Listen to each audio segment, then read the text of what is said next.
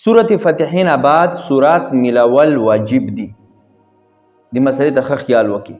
خو که یو کس سورة فتحه وویله سورت یې ملاو کړی نه دی، سوچ کوي چې کم سورت ووایم، کم سورت ملاو کم، او دومره وخت ورکې تیر شو چې 3 ځل سبحان الله ورکې ویلی شي، هغې د بعد دی ورسره سورت ملاو که سورت وویل نو دی باندې سجده سوه لازمه شوه، دی به اوس په آخر کې سجده سوه کوي.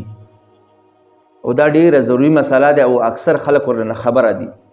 ډېر خلک داسې دي چې سورت فتحه ووایي بیا خاموش ولاړ وي، سوچونه کوي چې کم سورت اوس ووایم، نو په دې کې ډېر وخت ورنه تیر شي، په دې باندې سجده سوه لازمیږي.